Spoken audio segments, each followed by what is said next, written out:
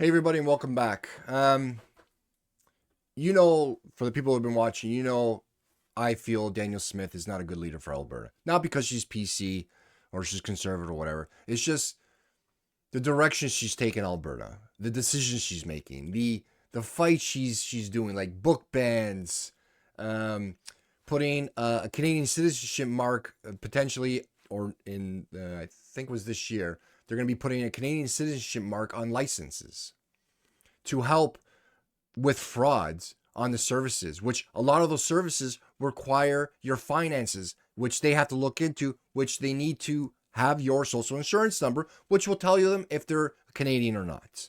So this idea of a scarlet letter, in my opinion, if you're Canadian or not, or lack of that mark will give you a scarlet letter, is a dog whistle. Also, the separatist talk, how she's allowing these minority group fanning the flames of these grievances they have with Canada. Someone made a good example where, and I agree with, it's like a child or a teenager that wants to be independent, that wants to do what they want, their own rules, when they come and go, if they need to do their homework, clean their room and everything else, but they still want their parents' car. They still want to be fed by their parents by taking the food from the fridge. Laundry done by their parents. No rent. That's Alberta right now. That's the way Canada sees them. And that's because of Danelle Smith. Redirect everybody. So they don't see the backdoor dealings that they're doing. Healthcare has gone down the toilet. Education has gone down the toilet. The only thing they're doing good right now is housing starts. They're doing very good compared to the rest of Canada.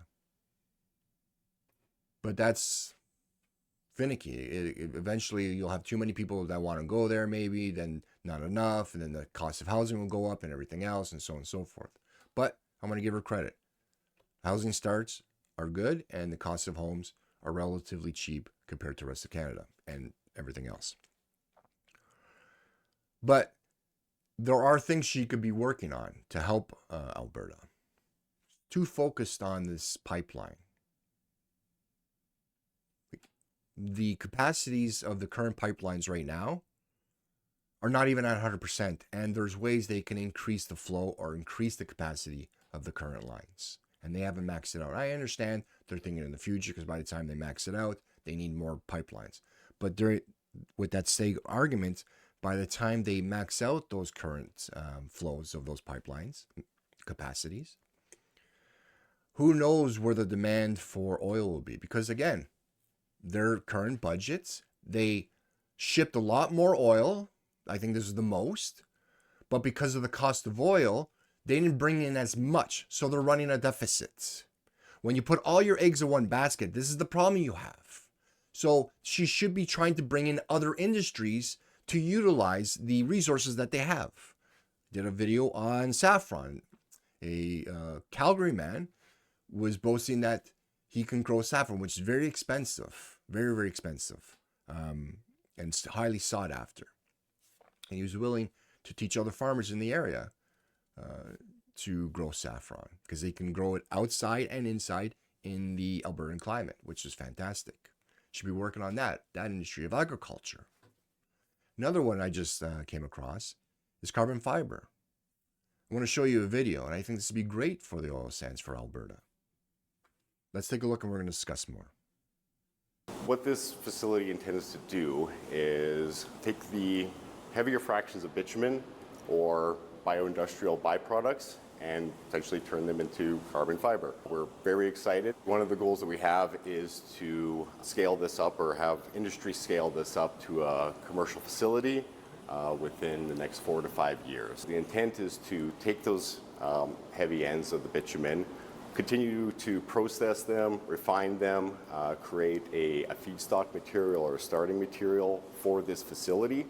And then we use this facility to upgrade the properties of it and make it more of a useful product for end use. One really interesting advancement using carbon fiber within Alberta right now is wrapping pipelines in carbon fiber to increase the strength and robustness. Using carbon fiber that's produced from Alberta bitumen to protect the environment from the very resource that we need.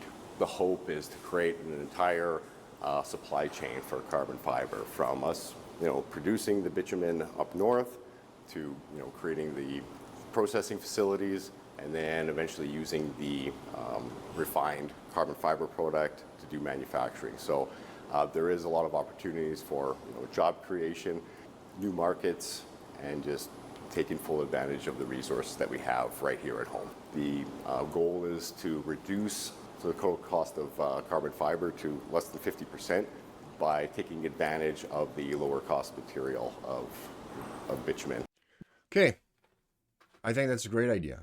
Very interesting what they're able to do with the leftover bitumen for carbon fiber, which is expensive and sought after. And he was talking about how they can make it cheaper because of the resource that they have there in Alberta. Danielle Smith should be talking about industries like that. Carbon fiber is very versatile, could be used everywhere and on everything. Bring the industry to them.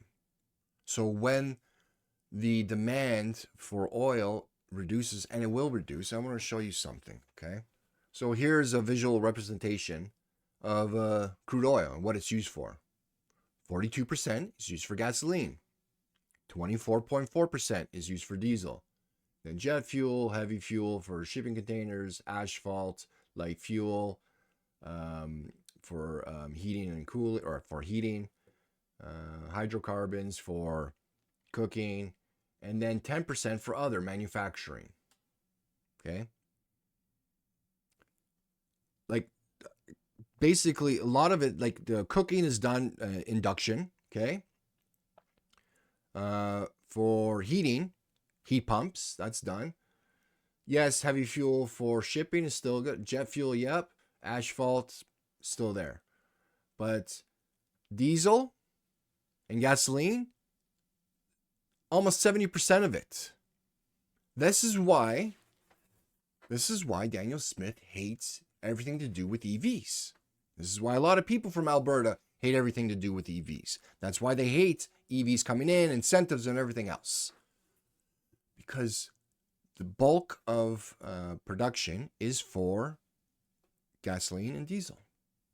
When people start going to EVs, even for transport trucks, I don't want to hear that it doesn't work. Like, for example, Edison Motors, company out in BC, have a truck and a platform that's basically an EV. Okay, well, hybrids, diesel motor as a generator, but the bulk of the driving is from electric. Okay, that alone could eliminate 50+% of the diesel consumption.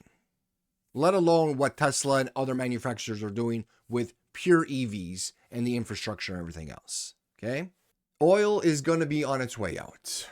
We'll never not need it because of everything else, especially for production or manufacturing of goods, like that gentleman with the carbon fiber. But this is what I'm talking about, is by the time those pipelines are utilized full capacity, people are excited about the EVs coming, especially from China, even from the domestic manufacturing of it. People want it. Heat pumps, heating and cooling your home. You don't think companies out there that can save hundreds of thousands of dollars a year on diesel cost to go EV, even with the Edison motor one that can reduce that by 40-50%? They'll jump on it. It's a company, it's a corporation. They look for savings. So this is why Danelle Smith should be working on other industries to come into Alberta, because she should be looking long-term, just like she's potentially looking long-term of sending the oil overseas and to other markets, where by the time the capacity of the current lines are filled, they would have another one opening. That's looking long-term. but she's blinded, thinking that everyone will need oil and they'll never go to EVs and anything else. But the world is transitioning. Even China is transitioning. Europe is transitioning. Asia Pacific is transitioning. The only ones that we have our heads in the sand is here in North America, but even then they're transitioning. So stop wasting your time on these future pipelines and start working on bringing industry to utilize the resources you have so you're not putting your eggs all in one basket. That's why she's not a good leader. Stubborn, arrogant, whatever you want to call it. Or maybe she just gets a bunch of white envelopes and she just doesn't care because she'll be fine when she leaves politics. I think it's a bit of A and B. So I hope and wish the best of luck to this company. I think they'll be successful. They would be a lot more successful and a lot faster with the help of the province. I hope they do, but time will tell. And let me know how you feel about what I explained. Like, do you feel the same way? Do you think I'm out to lunch? I'd be interested to hear what your point of view is. Anyways, guys, take care. We'll talk later.